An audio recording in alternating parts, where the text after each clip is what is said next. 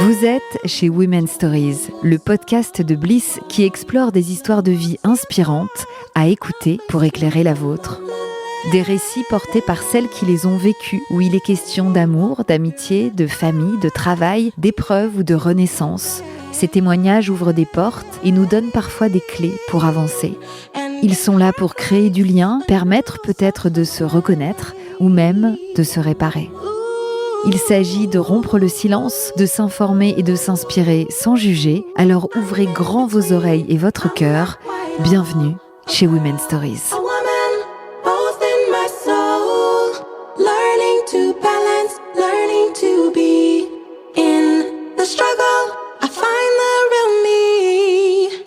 Je m'appelle Jessica, j'ai 47 ans, j'habite à Biscarrosse dans les Landes.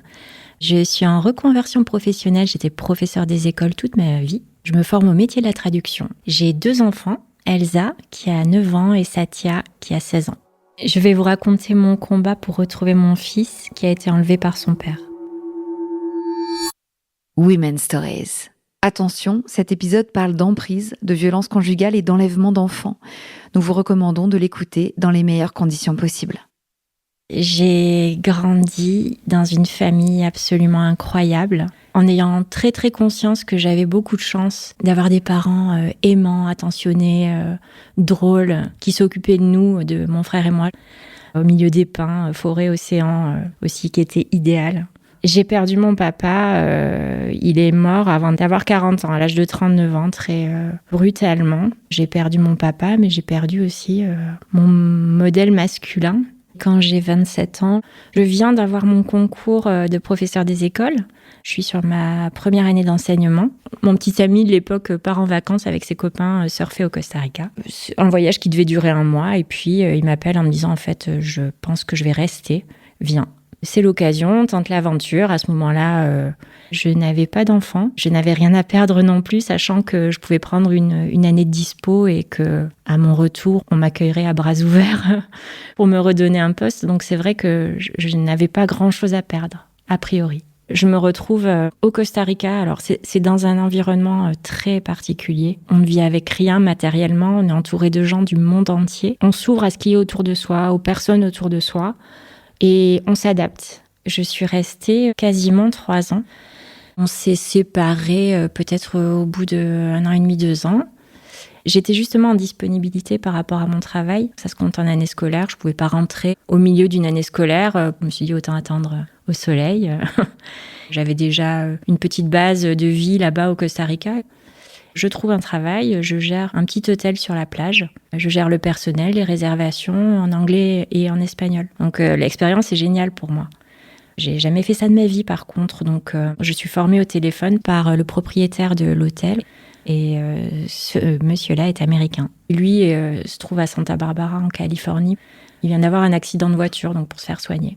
Ça dure quelques mois. On se parle sur une base quotidienne pour m'apprendre mon travail. Du coup, des liens commencent à se créer comme ça, avec cette personne que je n'ai jamais rencontrée physiquement.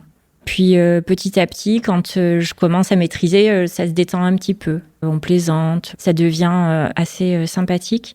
Cette personne a 20 ans de plus que moi. Je sors d'une relation de 3 ans avec l'inverse, c'est-à-dire quelqu'un de très jeune dans sa tête qui reste un petit peu sur le modèle d'éternel adolescent, surf, skate, qui fait pas grand-chose de sa vie à part ça. Ça fait partie des choses qui m'ont menée au terme de cette relation. Et je pense que du coup, intuitivement, j'ai cherché l'inverse. Je finis par rencontrer physiquement Karl, donc le propriétaire de cet hôtel. On se met ensemble immédiatement, sans se connaître. Très vite, je tombe enceinte. Alors, le contexte étant que depuis mon premier amour à 16 ans, je désire ardemment avoir un bébé. Ça me bouffe presque. Un désir de maternité bouillonnant en fait. Mais avec Karl, très très vite, je comprends que ça va être très compliqué. Les premiers signaux d'alerte par rapport à une certaine intolérance à ce qui est différent de son système de pensée vont m'arriver en pleine figure. J'avais quelqu'un qui me regardait d'un œil critique tout le temps. C'est très, très compliqué. Mais je suis enceinte. Je suis à l'autre bout du monde. Je n'ai pas ma famille autour, ni mes amis pour m'aider, me conseiller. Donc, je reste un petit peu seule par rapport à ça. J'ai des grands moments où je pleure, où je me dis « mais qu'est-ce que j'ai fait ? Dans quoi je me suis embarquée ?» Et j'essaie de me raisonner en me disant « non, ça va aller, il y a forcément un moyen de se comprendre, il y a forcément une solution. » Dans un coin de ma tête, je me dis aussi « cet enfant, il est en moi. Au pire, je peux rentrer en France, finir ma grossesse, et c'est ce qui va se produire. » À 6 mois de grossesse, je rentre toute seule. Et je finis ma grossesse à Biscarrosse. Et je m'apprête à accoucher seule. À ce moment-là, il n'y a pas de dynamique de couple puisqu'il ne s'investit pas du tout.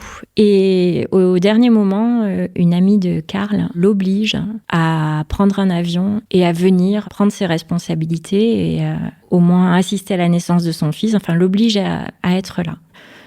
Il débarque en France et donc nous vivons la naissance de Satya, tous les deux. Je vois l'effort qui est fait et je me dis c'est bien pour ce bébé quand même, quelles que soient les circonstances, quel que soit le résultat, ce que ça va donner, notre relation. Il aura un papa et une maman présents pour lui au moment de son arrivée sur Terre, c'est quand même important. Donc je pense à lui plus finalement qu'à moi, qu'à la relation. Mon obsession, c'est mon fils déjà. Je m'installe dans ma maternité comme je peux parce que c'est un tourbillon. Je suis épaulée par ma maman, son compagnon, mon beau-père qui deviendra le papy de Satya. Et puis toute ma famille, ma grand-mère, mes amis, tout le monde est là autour. Donc j'ai quand même un relais. En revanche, je n'ai pas de relais paternel. Donc Karl, lui, est en thérapie physique pour ses problèmes de dos quotidiennement. Donc il fait l'aller-retour à Bordeaux, c'est à 1 heure de Biscarrosse. Il est en douleur constante. Et le soir, lorsqu'il rentre, il gère l'hôtel au Costa Rica. On ne le voit pas. Quand j'essaie de le solliciter, c'est très compliqué. Je suis un accessoire, une personne qui a la fonction de m'occuper de son fils. Très très vite, je vais subir des critiques très virulentes et des insultes avec mon bébé dans les bras. Toujours quand on est hors de la vue des autres. C'est un comportement que j'ai en face de moi qui est irrationnel. J'arrive pas à me l'expliquer, donc je me dis que c'est cette douleur constante qui subit les médicaments. Il prend des médicaments du coup très forts pour la douleur. Le lendemain, il va s'excuser, il va être désolé. J'ai l'impression qu'il se rend compte. À aucun moment, je me dis il faut que je me sorte de ça. Je suis focus sur mon bébé et moi, j'ai l'impression que je n'existe pas. Je suis dans le brouillard total. On passe donc la première année de Satya à Biscarrosse, dans ce contexte-là où je suis entourée des gens que j'aime, mais qui ne voient pas ce que je vis. Et je ne veux pas y mêler qui que ce soit. Je ne veux pas mettre de lourdeur sur les épaules de qui que ce soit. On découvre à la naissance de mon fils que ma maman est atteinte d'un cancer. Et je ne veux absolument pas qu'elle se fasse du souci. Donc je mets un point d'honneur à porter ça toute seule. Au bout d'1 an de thérapie physique à Bordeaux, il y a rien qui se passe par rapport à la douleur chronique pour Karl. Et il me dit que en Californie, il y a un docteur qui peut l'aider, qui est adepte de médecine alternative. Pour lui, c'est sa dernière chance avant l'opération. Donc il me dit, s'il te plaît, est-ce que tu pourrais m'accompagner en Californie pour que je ne sois pas séparée de Satya ? À ce moment-là, je ne travaille pas, je suis en congé parental. Je me dis que si on part, c'est pour 3 mois puisque j'ai un visa touristique, donc c'est peu de temps.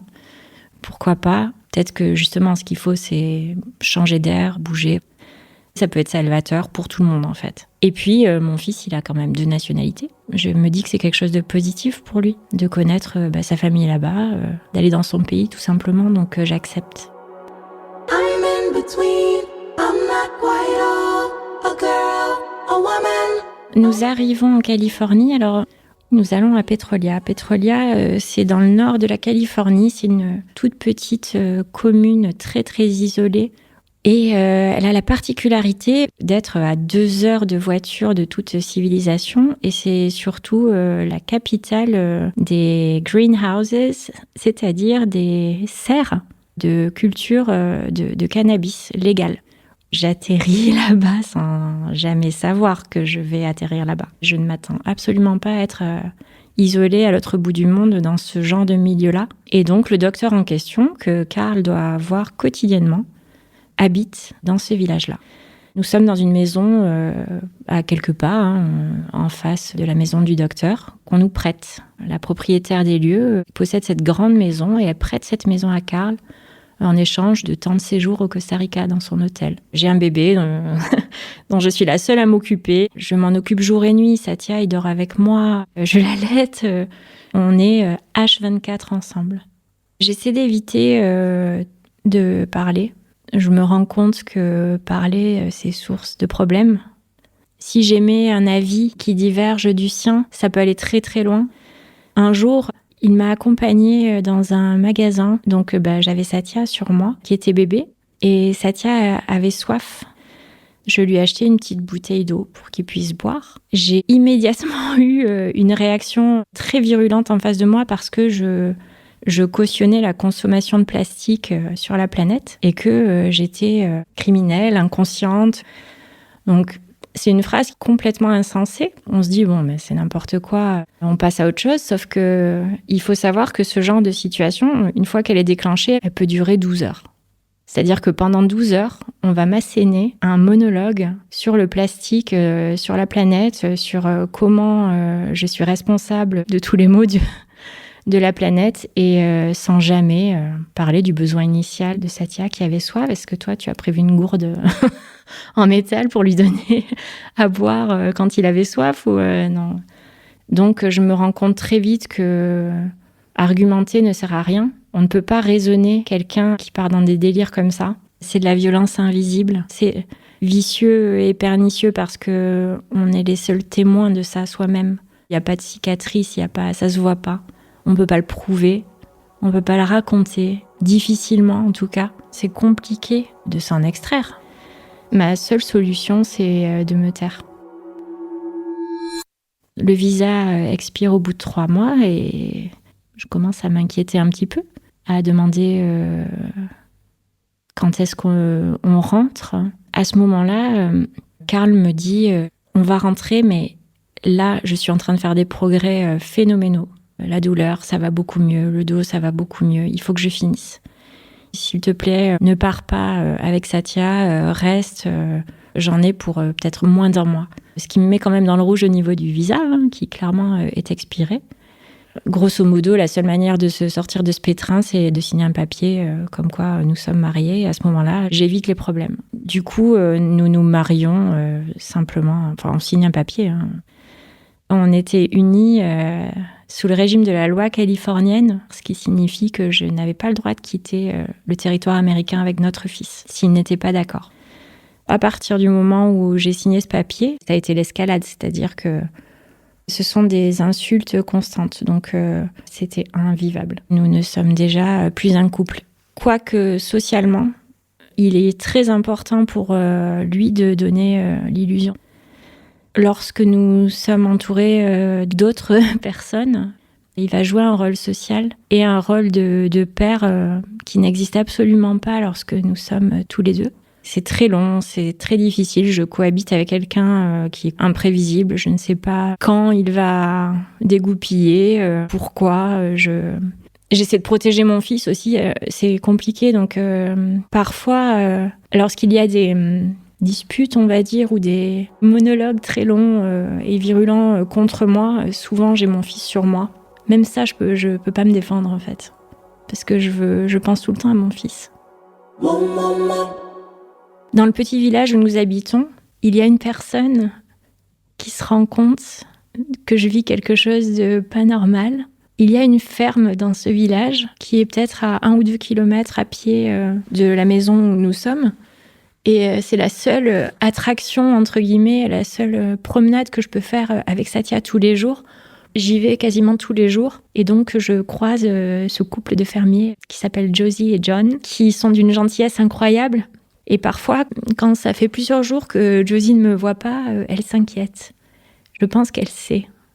Et un jour, où elle ne m'a pas vue depuis plusieurs jours. Elle vient, je vois qu'elle invente des prétextes pour me sortir de la maison. Elle me dit que je suis invitée à une soirée entre filles après un cours de yoga et elle m'emmène chez un avocat pour me renseigner en fait sur mes droits et qu'est-ce que je peux faire pour me sortir de là.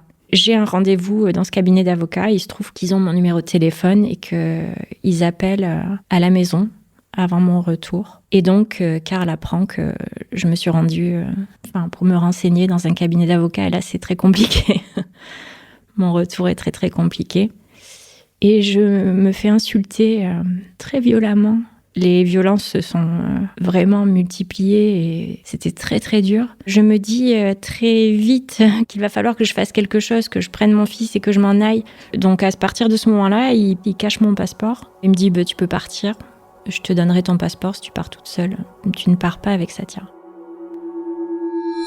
Au bout de 2 ans et demi, la personne qui prête sa maison à Karl souhaite la récupérer. Il se trouve que le père de Satya n'a pas vraiment d'amis. Il a navigué dans plusieurs villes aux États-Unis, mais il n'a pas de lieu fixe qu'il peut appeler maison, chez moi.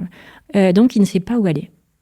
Et là, je me dis que j'ai vraiment une carte à jouer. Ça va très, très vite. Je me débrouille à distance pour trouver une maison sur Biscarrosse. Tout ça un petit peu en secret pour pouvoir proposer à Karl, lui dire je te propose ça, il y a cette maison à Biscarrosse. L'avantage, c'est que l'école est gratuite pour Satya, il va avoir 3 ans, il peut rentrer à l'école et on n'a pas à payer pour ça. Tu peux continuer à te faire soigner gratuitement. En France, il y a ma famille pour prendre un relais pour Satya. J'essaie d'avancer les arguments qui pourraient fonctionner et ça fonctionne. Donc on part et on se retrouve à Biscarrosse. Enfin, je suis contente, je suis soulagée. Mais en même temps, je sais, m'étant renseignée sur mes droits, que ce n'est pas terminé. Comme Satya a la double nationalité, son lieu de résidence est déterminé par les 6 derniers mois où il a été. Il se trouve que là, c'était la Californie. Si jamais je quitte son papa, il peut très bien se retourner vers moi en disant Satya, il est américain et son lieu de résidence est la Californie. Merci, au revoir. Je le prends et je m'en vais. Donc, je sais qu'il y a cette menace-là qui plane encore et je dois attendre 6 mois avant de prendre mes affaires et de partir tout simplement avec mon fils. Les 6 mois avant que je le quitte, ça a été, je pense, les plus longs de ces années. J'étais au bout, la fatigue de tout. Alors déjà, Satya n'a pas fait ses nuits pendant quasiment 3 ans. Je pense qu'il manquait peut-être un peu de sérénité, cet enfant-là, malgré tout. Et cet épuisement, couplé à cette violence perpétuelle, la menace que ça explose à tout moment, faisait que c'est une tension insupportable. Je me souviens d'un épisode où la violence était telle, je pense que ça faisait à peu près 2 heures que je me faisais insulter. Et ce jour-là, j'ai craqué, je suis allée voir ma maman et mon beau-père. Je leur ai expliqué ce qui se passait. Ma maman m'a dit « Allez, plus qu'un mois ». Je suis restée quelques heures et je suis repartie. Et j'ai fait la dernière ligne droite.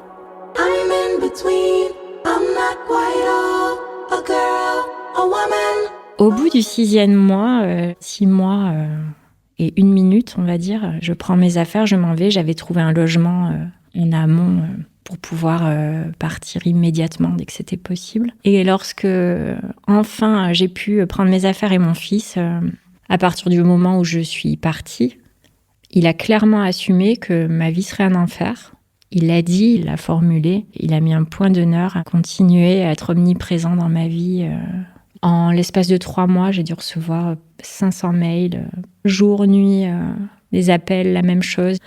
Et ce sont des insultes constantes. Donc, c'était invivable. J'ai porté plainte, mais il n'y a rien qui se passe. Il y a très peu, il n'y a pas de conséquences finalement. Je demande la garde de Satya. Je prends une avocate et je saisis le juge des affaires familiales. Satya, il va absolument pas aller avec son papa. Il ne s'en est jamais occupé. Donc, pour lui, il voit bien que son papa vient faire des scandales chez ma mère. Il en a peur. Il n'a jamais été avec quelqu'un d'autre que moi pendant toute sa vie, 5 ans.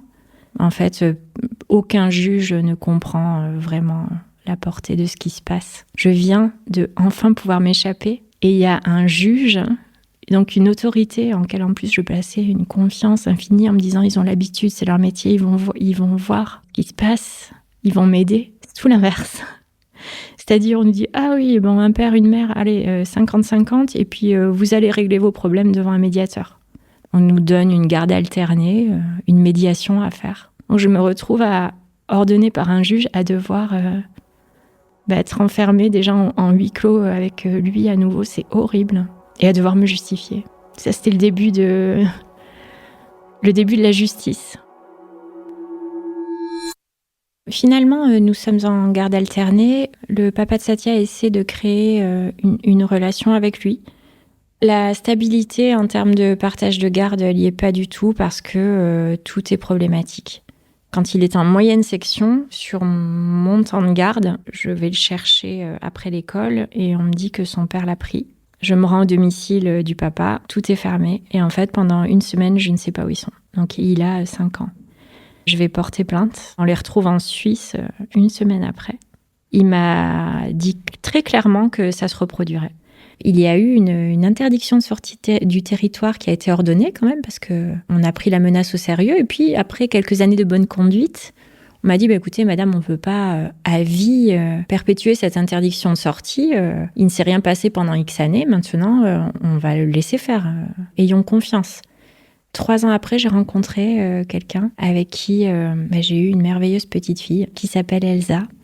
8 années se sont passées de garde alternée, plus ou moins compliquées. Ça a été de plus en plus loin et les menaces ont été de plus en plus nombreuses. Et jusqu'à ce qu'ils me disent clairement que quand ce Satya serait assez grand, il le prendrait et il partirait aux États-Unis. J'ai toujours pensé que j'aurais des recours légaux d'une efficacité redoutable pour parer à ça, que pour moi, c'était pas possible. Et dans les décisions de justice, justement, des vacances ont été accordées. Il avait le droit de partir avec Satya aux États-Unis parce que Satya a 2 nationalités. Donc, il était important, du point de vue de la justice, que cet enfant-là puisse connaître son autre pays, ses racines. J'ai alerté, moi, beaucoup à ce sujet-là parce que j'avais des menaces. J'avais très, très peur. Et donc, en 2021, aux vacances de la Toussaint, Satya part aux États-Unis. Je me souviens encore aller lui dire au revoir chez son papa, lui souhaiter de bonnes vacances, lui demander de s'amuser, de profiter. J'avais vraiment très, très, très mal au cœur. Et je voulais absolument pas le montrer. Je voulais qu'il sente que j'étais contente pour lui, qu'il s'inquiète pas pour moi. Je ne voulais pas lui transmettre mon angoisse. Je me disais potentiellement ça peut arriver, c'est-à-dire il peut partir et ça peut être compliqué de revenir, ou il va falloir que j'aille le chercher. On a ça dans un coin de sa tête, cette menace-là, parce qu'elle a été perpétrée et qu'on sait de quoi l'autre est capable. Mais en même temps, on se dit ce n'est pas possible. Les avocats m'avaient dit mais si en fait il enfreint le jugement et qu'il fait ça, mais on va chercher le gosse, on m'a dit, et on le ramène directement. Il perd ses droits parentaux, donc ça n'arrivera pas. Et si ça arrive, dommage pour lui. Après les 15 jours alloués, il est censé revenir et puis c'est en plein dans le Covid. Il y a plusieurs excuses qui sont mises en avant. D'abord, le papa a eu le Covid, ensuite c'était Satya. Il y a de la communication entre nous, donc je ne m'inquiète pas plus que ça. Parce que Satya appelle tous les jours, comme d'habitude. Et je peux le joindre moi-même, c'est-à-dire je peux faire un numéro et l'avoir au bout du fil. À partir de là, ça m'embête, mais je me dis que non, il va y avoir un retour forcément. Ce sont juste des retards. Une énième excuse, une tempête de neige qui empêche un avion d'être pris. Des choses que je vérifie, qui ont vraiment lieu. C'est-à-dire, à l'endroit où ils sont, il y a vraiment une tempête de neige qui fait que le retour est encore retardé. Et ils ne reviennent toujours pas. Il loupe l'école, il est au collège. Je ne sais plus comment justifier auprès du collège ses absences. J'alerte le papa à ce propos-là. Il va prendre du retard. Il justifie toujours le retard par un événement plausible. Et je sens que le discours complotiste du papa, parce que évidemment il a un bagage complotiste pour couronner le tout, commence à déteindre sur mon fils. Satya commence à dire des choses très politiques. Il a 11 ans, donc je reconnais les termes de son papa, je sais qu'il répète des choses, je commence à ne pas le reconnaître. La communication baisse aussi. Je peux moins souvent lui parler. Ça se passe moins bien. Il commence à se fâcher. Je n'arrive pas à le récupérer, entre guillemets, à avoir le Satya que je connais, avec lequel je suis à l'aise, avec lequel j'entretiens cette relation mère-fils à laquelle on est habitué. Et petit à petit, je sens que je commence à la perdre, cette relation. Je comprends que Satya ne reviendra pas quand on passe l'anniversaire de ses 12 ans. Le 24 novembre 2021, il était censé être là. J'avais acheté la déco, je lui avais fait des surprises. J'étais persuadée qu'il serait là. Il n'est pas rentré. Jusqu'au mois de décembre où je me dis, j'ai été assez patiente, j'ai assez attendu, j'ai assez écouté d'excuses plus ou moins plausibles. Toujours pas de Satya. Et là, je me dis, c'est terminé. Il me fait croire à quelque chose, à un potentiel retour, mais ça n'arrivera pas, je saisis la justice.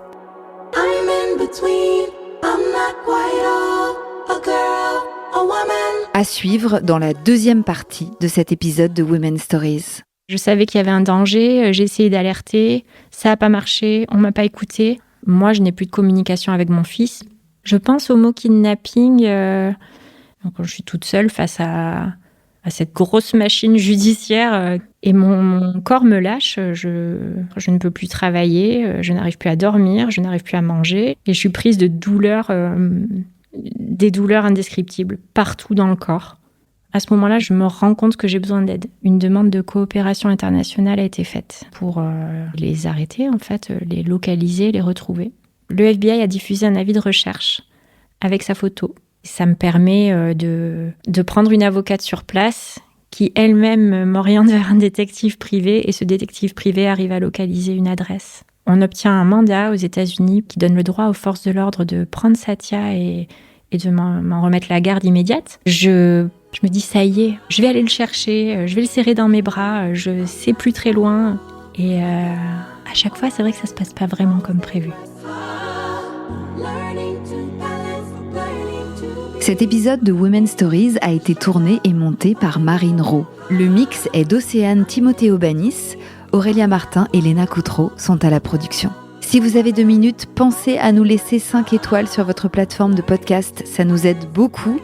Et pour écouter la suite de cette histoire, rendez-vous dans la deuxième partie de l'épisode « Je l'ai quitté, il l'a kidnappé » qui est disponible dès maintenant dans Women's Stories. Merci de votre écoute et à très bientôt.